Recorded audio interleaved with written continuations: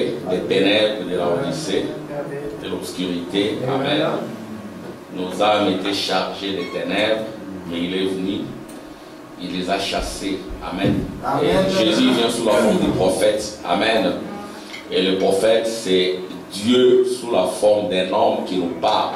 Alléluia. C'est ainsi qu'il est dit, confiez-vous à Dieu, il va vous affermir. Amen. Il va vous fortifier. Il va vous installer, parce que affermir, c'est fortifier et installer. Amen. Et confiez-vous au prophète, vous réussirez. Amen. La réussite, c'est vaincre la mort, le séjour des morts, vaincre la trinité du diable. La réussite, ce n'est pas rester dans la tombe. Amen. La réussite, c'est vaincre la tombe, la mort et le séjour des morts et être de l'autre côté. Gloire à Dieu. Amen. C'est ainsi qu'aujourd'hui, nous allons continuer toujours dans notre sujet sur la Pentecôte. La Pentecôte, elle est fondamentale. Si vous ne voulez pas échouer, retournez à la Pentecôte. Amen. Amen. Et il y a eu beaucoup de soucis dans les églises à cause de la Pentecôte. Et par moments, nous avons parlé en utilisant nos propres moyens sans la Pentecôte. La Pentecôte, c'est cela le départ, c'est cela le fondement, c'est cela même la clé. L'église commence par la Pentecôte. Si vous avez oublié Jésus à la Pentecôte, il faut retourner à la Pentecôte. Alléluia! C'est ainsi qu'aujourd'hui, nous allons toujours continuer dans le même sujet. Mais je l'ai intitulé, je l'ai encore modifié un peu en parlant d'une Pentecôte pour les rescapés. Les rescapés, ce sont ceux qui ont été en prison. Ils ont fui la prison. Ouais, ils sont en fuite. Ils fuient la prison. Ils ont été libérés des chaînes physiques et spirituelles. Ensuite, ils sont devenus des rescapés. Ils sont pourchassés. Amen. Mais ils vont réussir s'ils s'installent réellement dans la Pentecôte. Amen. Amen. Alors nous allons lire Apocalypse chapitre 3. Amen. C'est 1 à 6. Alléluia. Amen. Acclamation pour le Seigneur. Amen. On va lire ensemble, ça apparaît. Amen. On a eu un petit souci aujourd'hui technique avec notre ordinateur. On va encore essayer de tout aménager. Mais Dieu nous a délivrés. Amen. Mon ordinateur ne s'ouvrait pas. J'ai appelé le frère Tim. Amen. Qui est un grand informaticien. Amen.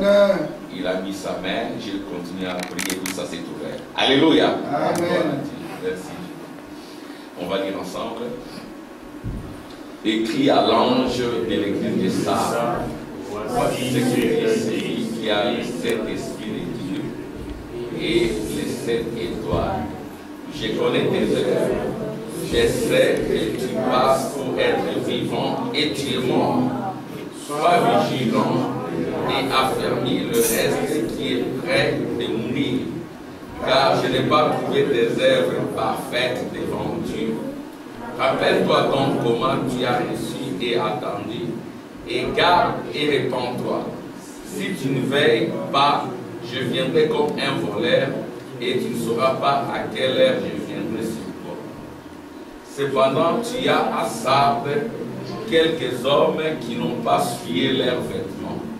Ils marcheront avec moi en vêtements blancs. Je n'effacerai point son nom du livre de vie. Et je confesserai son nom devant mon Père et devant ses anges. Que celui qui a des oreilles entende ce que l'Esprit dit aux églises. Seigneur, pour moi de côté, je ne suis rien. Parle à chacun de nous, Seigneur. Amen. C'est toi le souverain pasteur. Oh Dieu, c'est toi le souverain clergé. Descends et adoucis nos cœurs.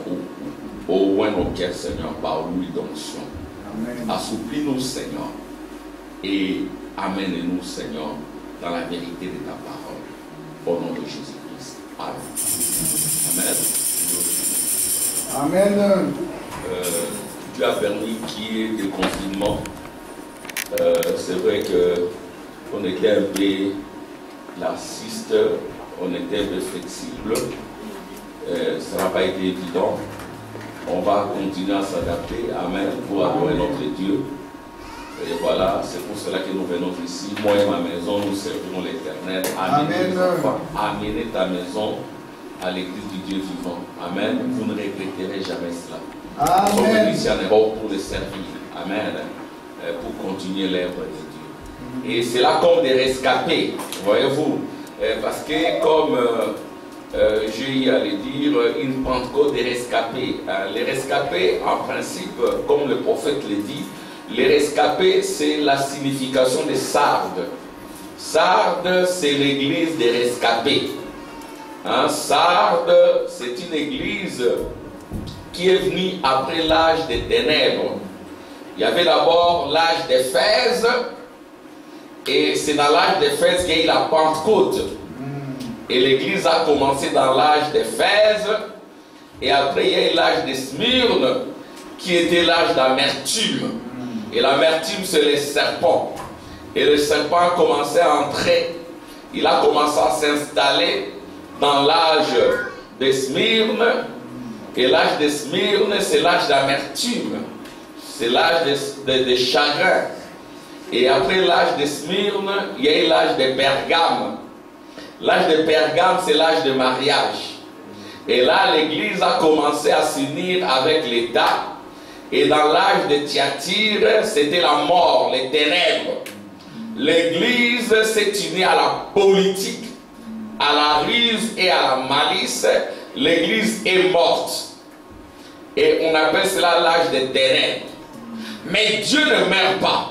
Alléluia. Et nous comprenons aussi que l'âge de Thyatire, qui indique l'âge de la mort, c'est comme la mort de Jésus. Voyez-vous? Donc Jésus est décédé encore. Jésus qui est mort à la croix, il est encore mort dans l'âge de Thyatire. Mais quand Jésus meurt, il doit ressusciter. Amen. Et la résurrection a commencé avec l'âge des Sardes. L'âge des Sardes, c'est l'âge de Luther. Et nous allons lire l'histoire de Luther, comment Luther a commencé. Parce que Luther, c'est un homme comme toi et moi. Comment Luther a commencé? Parce que le réveil des Sardes a commencé avec Luther. Alléluia. Et Luther, c'était un homme qui avait aussi commis des erreurs. Voyez-vous, Luther, c'est un homme qui a commis des erreurs exactement comme Abraham. Abraham a menti, mais Dieu était avec lui. Cela ne signifie pas que nous devons aussi mentir. Amen. Nous devons faire plus qu'Abraham parce que nous avons reçu plus qu'Abraham. Jonas a été désobéissant, mais Dieu était quand même avec lui. Amen. Cela ne signifie pas que nous devons être désobéissants. Moïse s'est révolté devant Dieu. Amen. Ce sont des êtres humains qui commettent des erreurs. Mais Dieu vous demande de vous repentir et de revenir à lui. Alléluia. Amen. Ouais, quand vous prenez tous ces grands hommes, ils commettaient des erreurs, mais ils avaient un ardent désir de chercher la sainteté et l'amour divin. Ils cherchaient ardemment le Seigneur. C'est ainsi que le Seigneur, quand vous le cherchez ardemment, il finit par vous rencontrer parce qu'il voit toutes choses. Vous pouvez commettre des erreurs. Vous pouvez commettre des fautes, mais ne demeurez pas dans vos erreurs.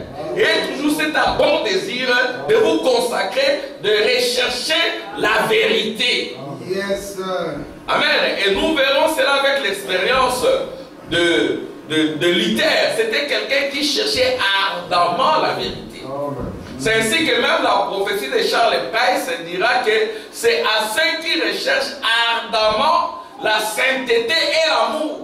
Dieu regarde à cela au cœur sincère, au cœur qui recherche ardemment la sainteté. Amen. Pas des gens qui se plaisent dans le plaisir du monde, qui regardent de manière indifférente la voie royale de Dieu. Voyez-vous, quand vous êtes quelqu'un qui cherche la vérité finit par vous rencontrer. Et c'est cela la grâce de Dieu. Et c'est cela l'expérience de Luther. Et nous allons lire l'expérience de Luther et que cette expérience aide chacun de nous. Amen. Vous remarquerez que Luther, c'était exactement comme Judas. C'était aussi un grand docteur, un grand prédicateur qui était recherché à cause de sa grande connaissance. Il impressionnait les gens, mais il n'était pas encore sauvé. Les fous les cherchaient, mais lui-même n'était pas sauvé. C'est pour cela que nous avions dit la fois passée, Tu peux avoir un don, un ministère, sans avoir l'amour divin au-dedans de toi, sans être converti. Et quand tu œuvres, l'Esprit de Dieu entraînera ton ministère. L'Esprit de Dieu descendra. Amen. Mais toi-même, tu en es à quel niveau? Amen. Est-ce que es-tu sincère avec ton Dieu? Es-tu converti? Ou tu fais semblant de faire vivre un nom alors que tu es prêt à mourir? Amen. C'est ce qui est dit de Sardes. Ouais, il a dit ceci de Sardes. C'est ce qui est dit de chacun de nous. Amen. Parce que mon homme dit, chaque âge pénètre dans un autre âge. Il y a un chevauchement. Amen. Alléluia. Donc l'âge de Éphèse est entré dans l'âge de Smyrne. L'âge de Smyrne, alléluia, est entré dans l'âge de Pergame. L'âge de Pergame est entré dans l'âge de Thyatire, qui est l'âge des ténèbres. Et les ténèbres de Thyatire ont continué dans l'âge de Sardes. Amen. Comme l'âge de Sardes entre dans l'âge de Philadelphie entre dans l'âge de la Pentecôte. Amen. Il y a toujours un chevauchement. Et pour entrer dans l'âge de l'épouse, vous devez commencer par la Pentecôte. Sans la Pentecôte, l'âge de l'épouse n'est pas pour vous. Vous serez un nom. Amen. Parce qu'il est dit ceci. Le nom, c'est une personne. Vous chercherez à faire vivre un nom, alors que vous êtes sur le point de mourir. Écoutez ce qu'il dit. Écrit à l'ange de l'église de Sardes, ou Sardes, Sardes qui signifie rescapé. Amen. Sardes signifie rescapé. Un prisonnier en fuite. Et ceux qui t'avaient tenu prisonnier te recherchent, ils te pourchassent, ils te poursuivent.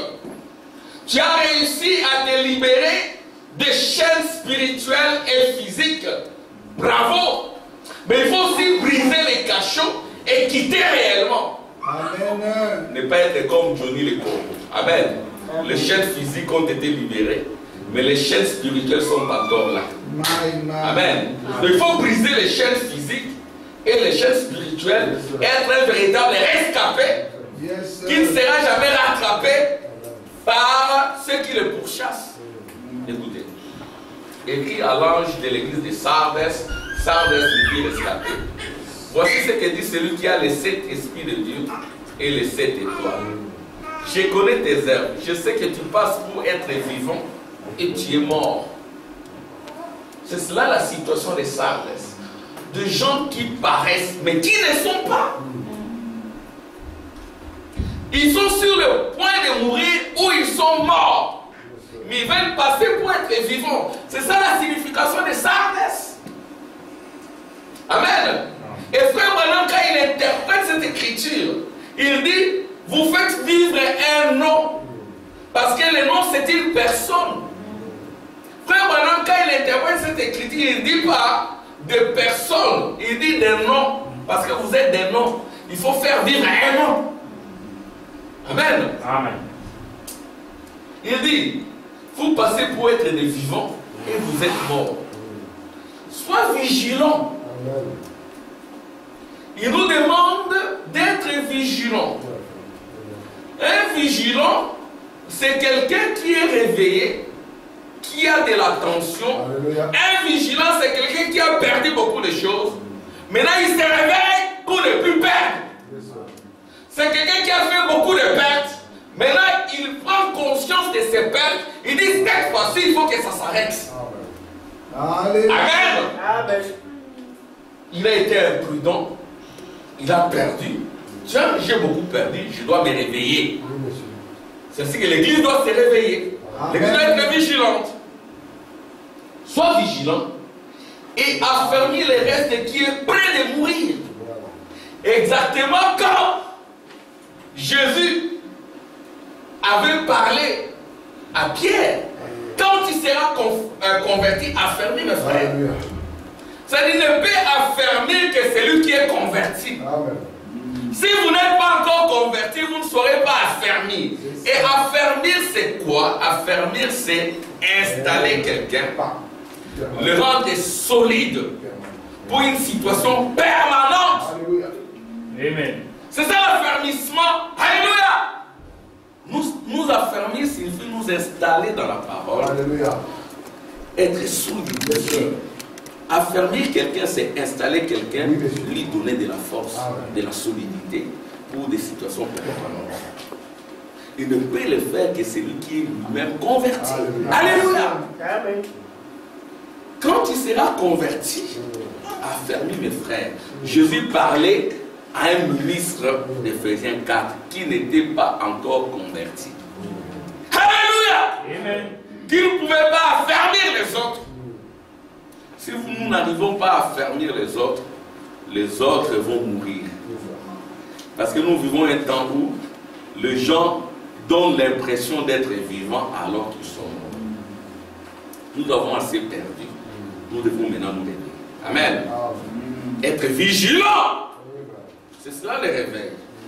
Être conscient de ses échecs, de ses pertes. Dire que voilà, maintenant, je dois arrêter. Il y a eu trop de chaos dans ma maison. Il y a eu trop de pertes dans ma maison. Maintenant, je dois arrêter. Les pertes, comment je dois faire? Les réveiller. Comment on se réveille? Amen. On va voir cela. Et c'est cela le début de la Pentecôte. Rappelle-toi donc comment tu as réussi et attendu et garde et répands-toi. Si tu ne veilles pas, je viendrai comme un voleur et tu ne sauras pas à quelle heure je viendrai sur toi. Voilà. Amen. Amen. C'est ça même l'enlèvement. Alléluia. Frère Madame dit Sardes était une ville menacée par des voleurs et des envahisseurs. Ils savaient comment fonctionnaient les voleurs. Alléluia. Et ils étaient en état d'éveil. Et l'éveil là, c'est la Pentecôte. Entretenir le feu. Ne pas perdre le feu. Pour comprendre quand viendra le voleur. C'est ce que frère Branham dira. L'épouse du Dieu vivant. Elle doit connaître l'heure et la minute de la venue du Seigneur. Parce qu'on est éveillé par la Pentecôte. Et quand il vient comme un voleur, on les reconnaît. Amen. Amen. Mais ceux qui sont endormis ne les reconnaîtront pas. Amen. Gloire à Dieu. Cependant, il y a à Sardes quelques hommes qui n'ont pas souillé leurs vêtements. Amen. Amen. Il y en aura toujours qui ne souilleront pas leurs vêtements. Amen. Et le Seigneur les connaît. Amen. Il y en aura toujours qui ne vont pas plier leurs genoux devant Baal. C'est ce qu'il ne faut pas mettre les gens dans les mêmes sacs. Amen. Il y en aura toujours qui vivront cette grâce-là, de la sainteté, de la pureté, pour affermir les autres. S'il n'y en a pas, alors Dieu n'existait pas.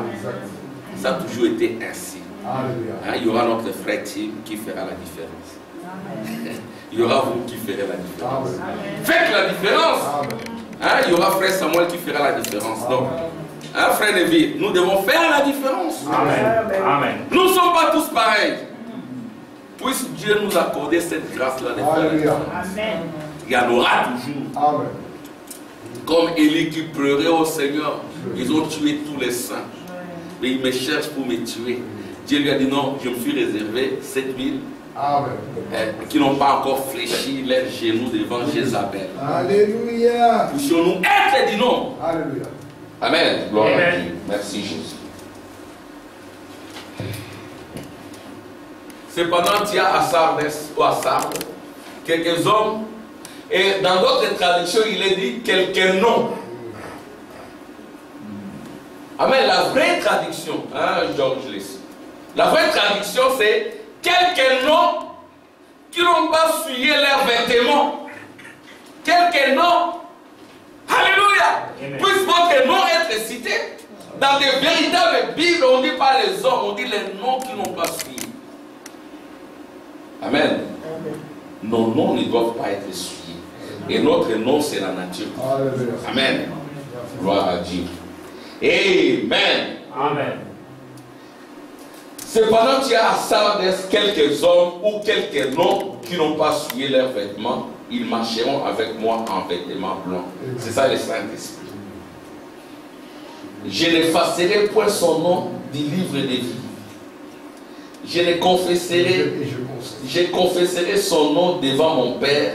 Ouais, on parle de nom.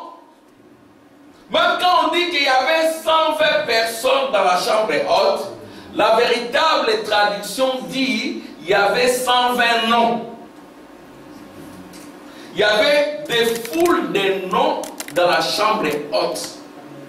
C'est ce que j'ai remarqué qu'ici, le nom de famille est précieux.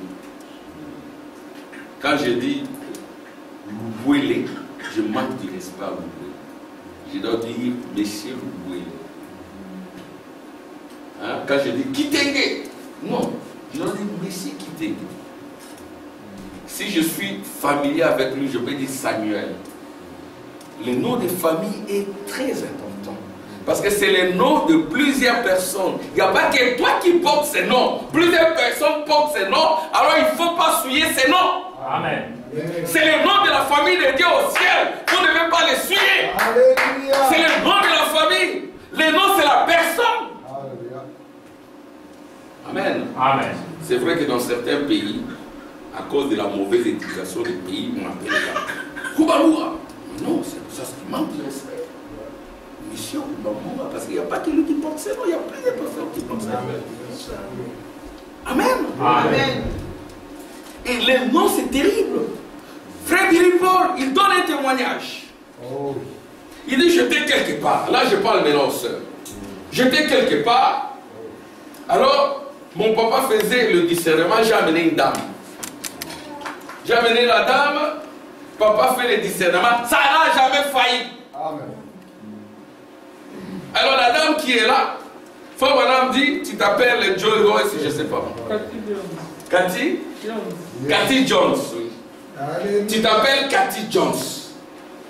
La dame dit non, je ne m'appelle pas Cathy Jones. Alors c'était terrible. Pour la première fois, Frère Branham a échoué. Il dit, oh, tu t'appelles Cathy Jones? Non, non, non, tu t'appelles pas Cathy Jones. Je ne m'appelle pas Cathy Jones, ce n'est pas mon nom. Alors là, Billy Paul avait chaud. Aïe, aïe, aïe, c'est fini. C'est qu'il est un faux prophète. Mon papa, c'est un faux prophète. Frère Branham, il dit, tu t'appelles Cathy Jones? Non, non, je ne m'appelle pas Cathy Jones. Non. Frère Branham, comme le prophète est infaillible. Amen. Alléluia. Amen. Il est infaillible. Amen. Dieu a installé le pouvoir d'infaillibilité dans les prophètes. Amen. Amen. Le prophète dit, prions. Il prie et puis Frère Branham, tu t'es jamais marié. Tu t'étais marié à Cathy Jones. À Jones, hein? À Jones. Et tu t'appelles Cathy Jones. Dieu te connaît sous ce nom. Amen. Non, je l'ai déjà quittée. Je suis une divorcée. Elle est divorcée, mais Dieu la connaît par le nom de son mari. Amen. Vous comprenez pourquoi Dieu est le divorce? Amen. Dieu est la séparation. Mariez-vous et soyez sérieux. Ou restez comme cela. Parce que le royaume, c'est pour tout le monde. Que tu sois marié ou pas, c'est pour tout le monde. Amen. Tu es marié, vis la parole. Tu n'es pas marié, vis la parole. Amen. Ouais, le nom, c'est très important. Alors ne suivons pas les noms de notre foi. Amen. Si nous ne les suivons pas, c'est que nous sommes de Dieu. Amen. Et Dieu ne nous abandonnera jamais. Alléluia. Dieu n'effacera pas ces noms-là parce que c'est son propre nom et nous portons ces noms. Et ces noms-là, ce n'est pas n'importe qui peut les porter. Alléluia. Ces noms-là, c'est la vie. C'est la ville. C'est une tour forte. C'est pour les justes. Amen. Gloire à Dieu. Amen. Celui qui a des oreilles, entendre ce que l'Esprit dit aux églises. Amen. Alors, on va parler de l'expérience de Luther. Hein? Je ne veux pas vous retenir très longtemps. L'âge de l'église de Sardes. Écoutez l'expérience de Luther, un grand homme. Mais il a commis aussi beaucoup d'erreurs. Amen. Il a fait tuer les gens à cause de ses erreurs. Pourquoi? Parce que ce n'était pas un prophète. C'était un réformateur. Mais au temps de la fin, nous avons été plus que Luther. Alléluia. Il était aussi politicien. Il a accepté que l'église soit unie à l'État. C'est ce que vous pouvez voir un pasteur il prêche la parole, et après il verse dans la politique. Frère Branham dit, il va récolter la tempête de la politique. La politique, ce n'est pas notre domaine. Hein, fatigue.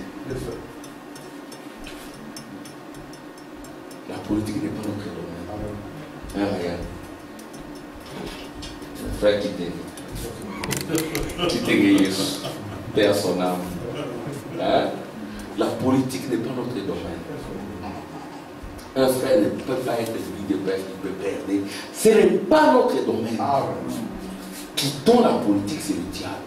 Mais Luther, comme il n'avait pas la totalité de la vérité, il était devenu aussi politicien. Il y a eu des assassinats de maîtres avec Luther. Ça, c'est Frère Branham qui l'a dit. Frère Branham dit, les protestants, quand ils parlent de Luther, ils en parlent avec beaucoup de fanatisme. Voyez-vous, Luther n'était pas un prophète. Il était un réformateur. Le prophète devait venir au temps de la fin pour apporter la totalité de la vérité. C'est ce que nous avons reçu, l'infaillibilité de la parole. Et c'était Dieu lui-même sous la forme d'un homme. Mais qui peut dire des choses comme ça? Une femme divorcée qui rejette le nom de son mari, mais quand le prophète parle, le prophète lui rappelle le nom de son mari. Alléluia. C'est collé à elle. C'est ce que les gens doivent arrêter de blaguer avec le mariage. C'est ça. Les gens sont entrés dans les mariages avec des sensations et tout le reste. Ils sont dans les mariages, ils ne vivent même pas le mariage. Ils déshonorent le mariage. La femme ne connaît pas sa place, l'homme ne connaît pas sa place. L'homme se fait diriger par la femme ou la femme se fait diriger par la belle famille et tout le reste. Quand tu te maries, tu portes le nom de ton mari. Amen. Et quand il y a des problèmes, Dieu ne demandera pas de compte à la femme, à l'homme. Et la femme doit comprendre cela, l'homme doit comprendre aussi ses responsabilités. Amen. Le nom, c'est très important. Mais notre nom, c'est le mariage parfait de la vie. Notre nom, c'est Jésus-Christ. Amen. Portons ce nom jalousement. Ne le souillons pas. Amen, les enfants. Ne souillons pas ce nom. Gloire à Dieu. Écoutez l'expérience de Luther. Luther dit, je me tourmentais à mort pour faire la paix avec Dieu. Mais ça commence comme ça. Quelqu'un qui se tourmente à mort pour faire la paix avec Dieu. Mais j'étais dans l'obscurité. On le trouvait point. En ne l'approuvant point. Le vicaire général de son ordre, Stopitz, l'aida à se rendre compte que son salut devait être l'expérience d'une œuvre intérieure. Amen. Ça doit être une œuvre intérieure avec Dieu. Parce que tu peux tromper tout le monde. Tu peux donner l'impression d'être vivant. Si tu es mort, tu le sauras dans ton cœur. Et tu devras commencer par travailler ton cœur. Une expérience intérieure. Plutôt qu'un rituel. Nous venons au tabernacle, nous rampons et tout le reste. Et après, c'est les gâchis. Une œuvre intérieure. Alléluia! Plutôt qu'un rituel. Ainsi encouragé, il continua à chercher Dieu. Donc, il faut chercher Dieu. C'est vrai qu'on ne peut pas chercher Dieu. C'est Dieu qui nous trouve. Amen. Mais il faut quand même avoir ce désir-là de le chercher. Alors, ainsi encouragé, il continua à chercher Dieu. Ensuite, il fut ordonné prêtre. Pourtant, il n'était pas encore sauvé. Il fut ordonné pasteur sans être sauvé. Ordonné diacre sans être sauvé. Ordonné huissier sans être sauvé. Chante à l'église, tu n'es pas sauvé. Pasteur d'une église, tu n'es pas sauvé. Tu prêches, il y a de l'onction, il y a de la puissance, il y a des conversions, mais tu n'es pas sauvé. C'est ça le mystère que Dieu a révélé par les prophètes du temps de la fin, William Marion Branham. Amen. C'est que le ministère, c'est Dieu. Et quand tu exerces un ministère, tu dois aussi penser à ton propre cœur, à ta propre vie. Sinon, tu seras un Judas moderne. C'est ce que Frère Branham dira. Le frère tu as mis ça dans le site. L'amour. Il dit, on me demande, entre avoir un grand don divin, où tu pries pour les malades sont guéris, tu as la puissance, tu es un puissant prédicateur avec une grande connaissance, tu as tous les 9 dons, tu pries pour les malades, tu pries, les morts sont ressuscités. Entre cela et l'amour divin, tu aimeras quoi? Frère Branham dit, je verrai l'amour divin. Pas tous ces dons. Pas tous ces dons passeront, mais l'amour divin demeurera. C'est ce que nous devons rechercher. Amen. Nous avons été impressionnés par des ministères de dons. Maintenant, nous devons revenir à la question essentielle, l'amour divin dans notre cœur. C'est ce qui est important. Alléluia. Il fut ordonné prêtre, pourtant il n'était pas encore sauvé. Il s'est mis à étudier en profondeur et avec beaucoup d'avidité la parole et les grandes œuvres théologiques existantes. Donc il faut faire cela, faire des lectures bibliques. Quelqu'un qui recherche ardemment l'amour et la vérité, la sainteté, il est plongé dans les Écritures. Même s'il n'a pas encore découvert Dieu, Dieu regarde à ça. Et le Saint-Esprit fait des rapports. Lise Rachel tout le temps, elle lit la brochure, elle lit la brochure. Elle les enfants, tout le temps, ils lisent la Bible. J'ai une belle-mère à la maison qui ne sait pas très bien lire, mais elle s'efforce pour lire la Bible. Priez pour elle, amen. Que Dieu la rétablisse. J'aimerais qu'elle retourne au message. C'est ça ma prière, amen. Parce que je remarque que les dénominations peuvent être un danger pour elle. Qu'elle retourne au message. C'est cela ma prière. Je crois que Dieu va m'exaucer. Parce qu'elle était une ancienne croyante du message. Amen. Mais vous la verrez, chaque matin, elle prend sa Bible. Elle n'a pas votre connaissance. Elle n'a pas le message. Mais elle lit tout le temps sa Bible. Elle lit sa Bible. Elle prie pour ses enfants. Elle n'a pas la totalité de la vérité. Mais elle lit la Bible. Une personne qui lit constamment la Bible, elle lit constamment la Bible. Comment Dieu ne peut pas se révéler à elle? Comment Dieu ne peut pas bénir ses enfants? Amen. Dieu regarde à cela. Amen. Mais si tu ne lis même pas la Bible, en lieu et place de la Bible, ce sont des journaux vulgaires.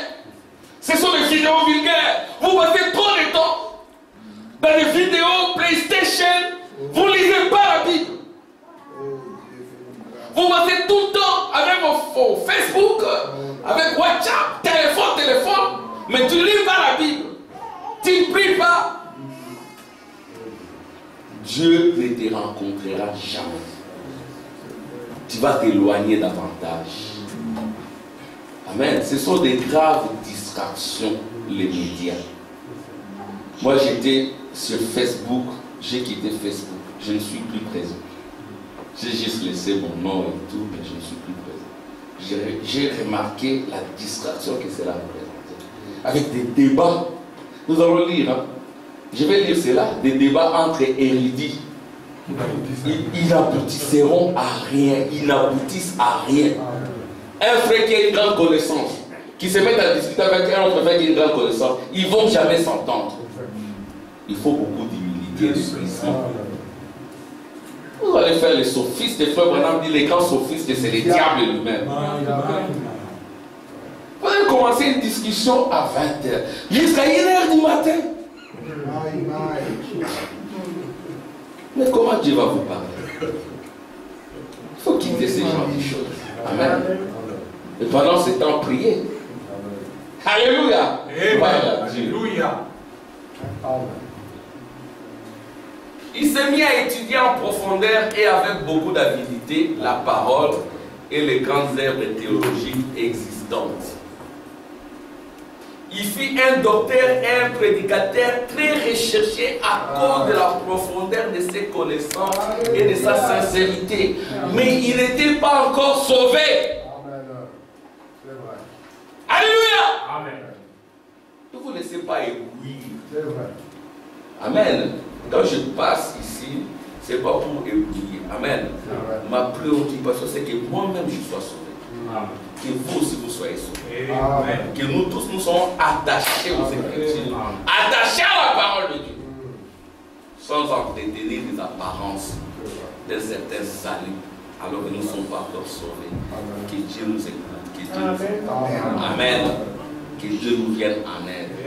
Frère Branham dit de la chair, vous pouvez l'attendre, priant pour ses erreurs. Seigneur, pardonne mes erreurs, pardonne mes fautes, Seigneur. Oh, tout est piété, Seigneur. Amen. Gloire à Dieu.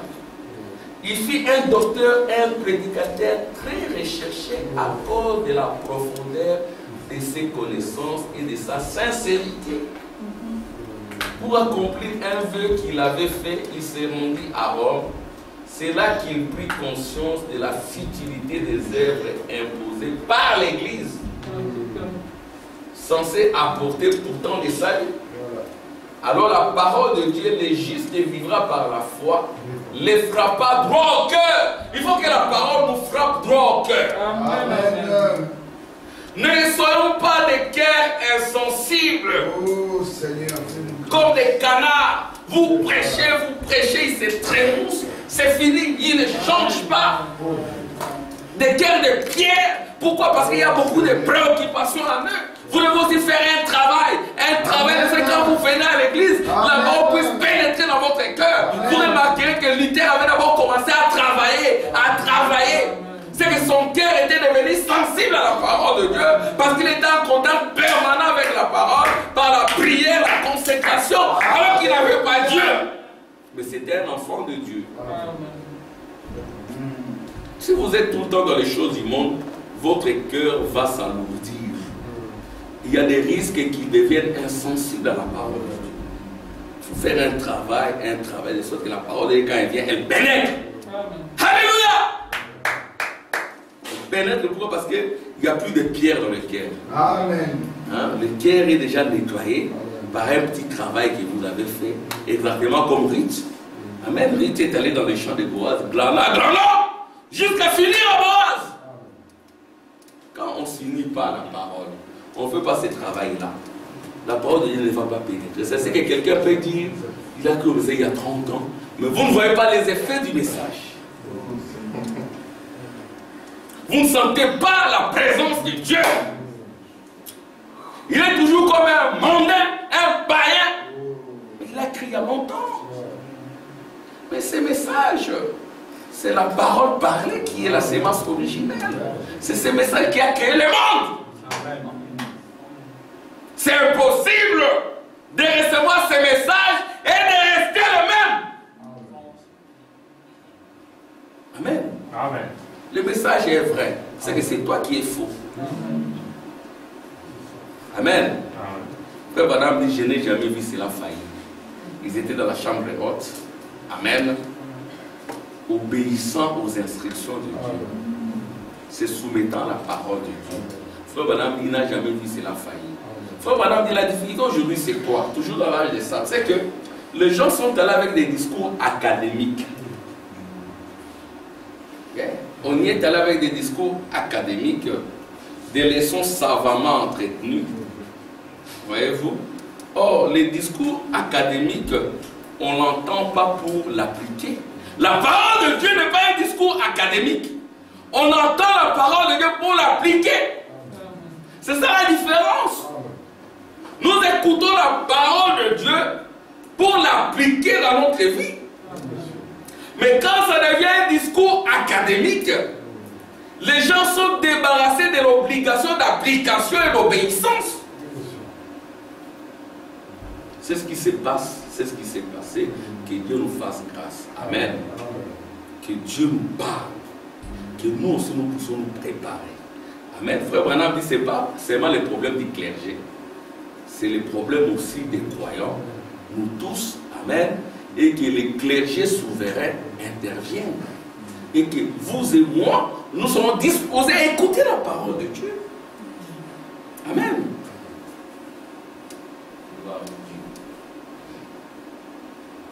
Alors, écoutez ce qui est dit.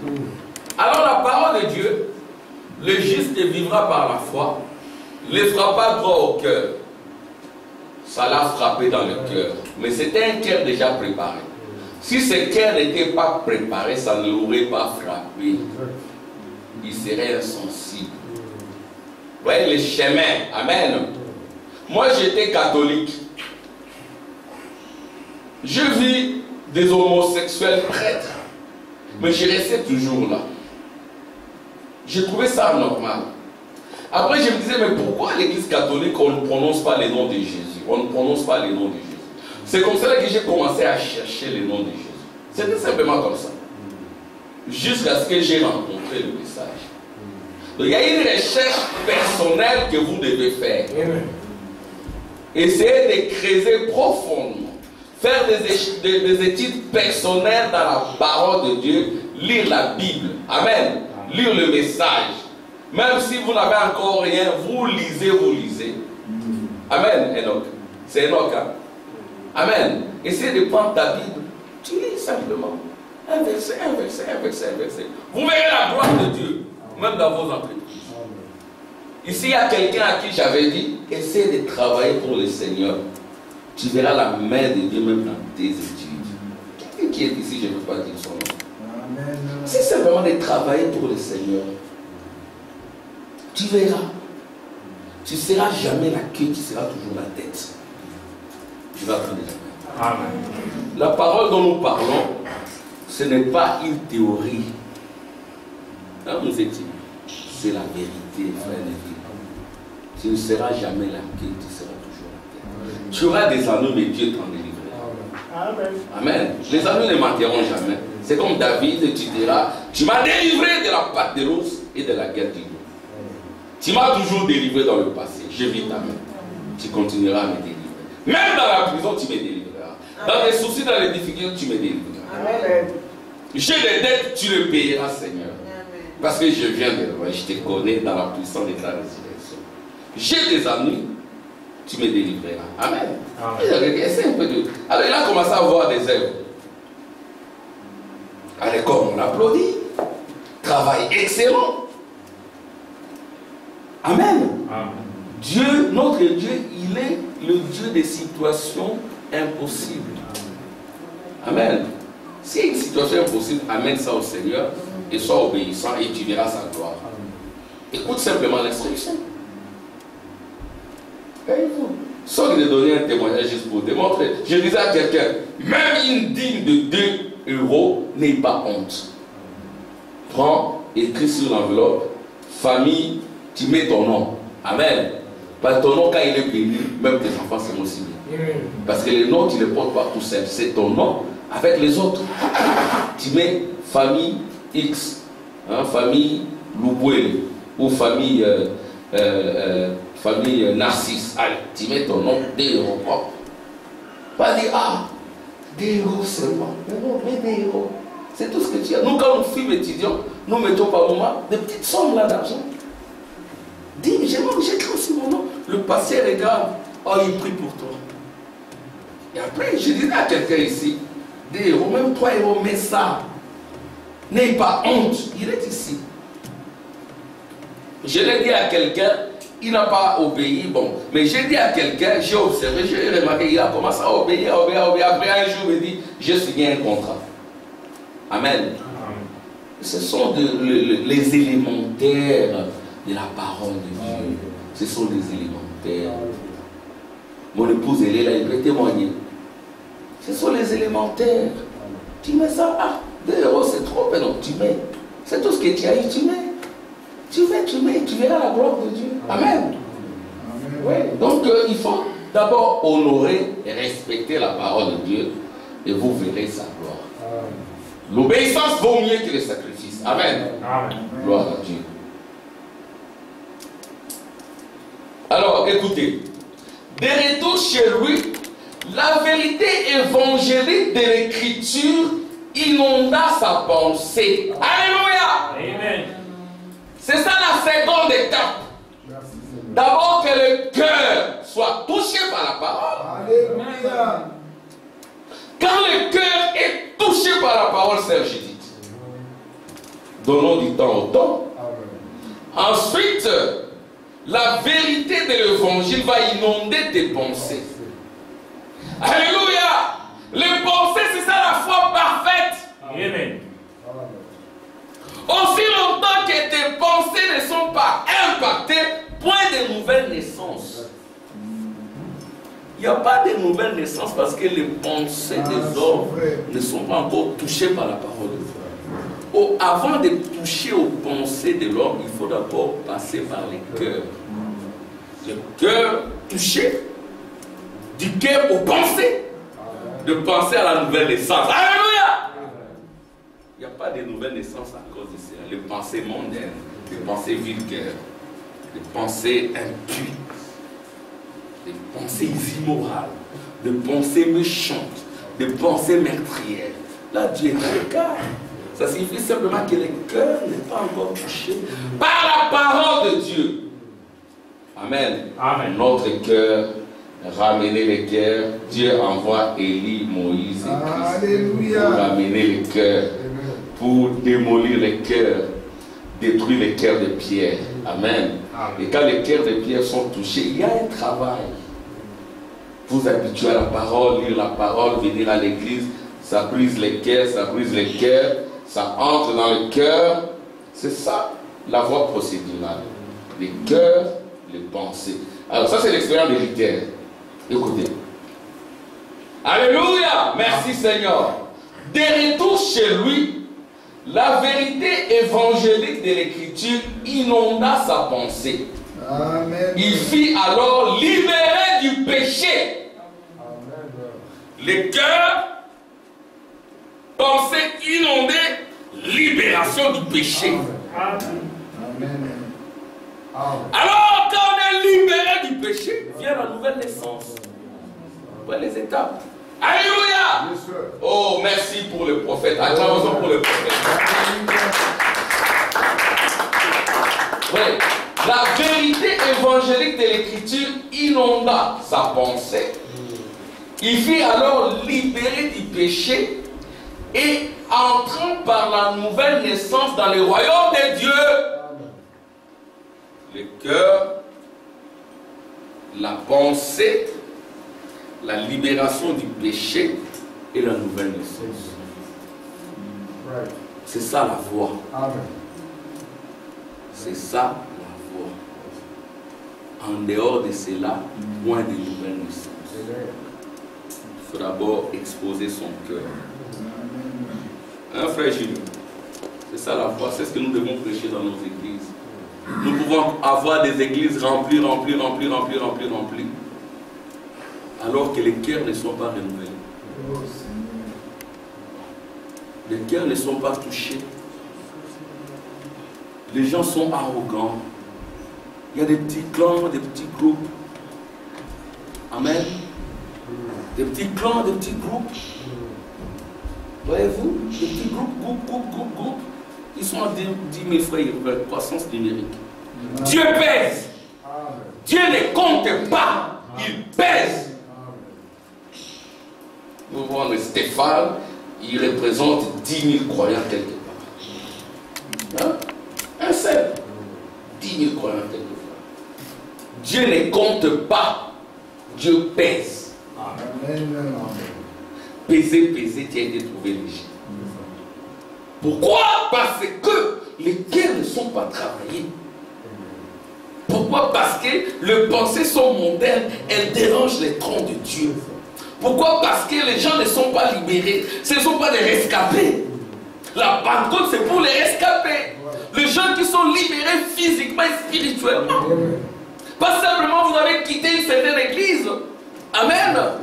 Oui, libéré physiquement, mais les chaînes de cette église te lient encore. Il faut un véritable brisement. Amen. Amen. Tu es totalement libéré, mais tu es pourchassé.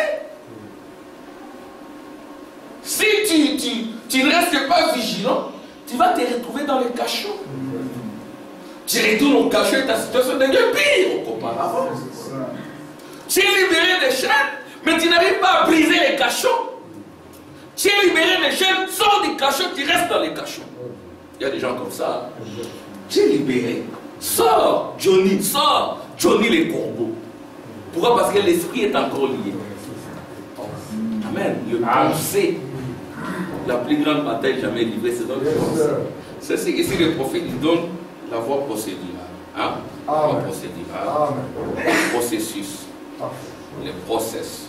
Hein? Donc, il y a d'abord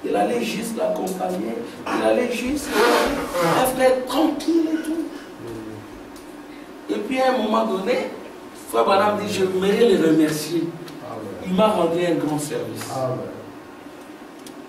Mais le frère aussi, il ne voulait pas vraiment, mais il a quand même accepté. Et le frère l'a accompagné, puis il lui a parlé de cette fille-là, qui était sur une chaise roulante, qui ne s'est jamais relevée. Elle était assise sur sa chaise roulante. Elle était là en train d'observer d'autres qui étaient en train de jouer au football. Mais elle n'a jamais joué au ballon. Elle était là, clouée sur sa chaise roulante. Et Frère Branham arrive avec le frère. Et Frère Branham remarque que cette fille-là reste clouée, mais les autres jouent.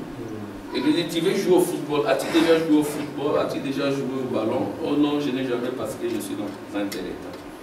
Alors Frère Branham prend le ballon, il le jette, il lui dit, vas-y. Alors la fille, apparemment le ballon est passé. Alors Frère Branham dit, vas-y au nom du Seigneur Jésus-Christ, va prendre ce ballon. La fille quitte la chaise roulante et va prendre. Amen. Pourquoi? Parce que le cœur de Frère Branham et le cœur de ces messieurs-là étaient unis. Si nous sommes unis ici, mon frère, ma soeur, nous allons prier, Dieu va y unis des cœurs. Amen. Dans la maison, papa, maman et les enfants, unis des cœurs. Le diable n'aime pas ça. Le diable aimera vous disperser, faire entrer des conflits, des animosités et tout le reste, pour que le Saint-Esprit n'agisse pas. Je relis l'Écriture et puis, alléluia, merci Jésus. C'est par là que je termine. Ce qu'il fit, et de façon telle que son cœur et le cœur de ceux qui étaient avec lui s'attachèrent fermement à la vérité de la parole. Quand on en arrive là, alors il y aura un conflit. Alléluia! Le conflit éclata bientôt entre la parole et les credos et habits doctrinaires des églises. Amen. Voilà, c'est ce qui va se passer. Si nous sommes unis d'un seul cœur, le combat va commencer. Amen. Amen. Que Dieu vous bénisse.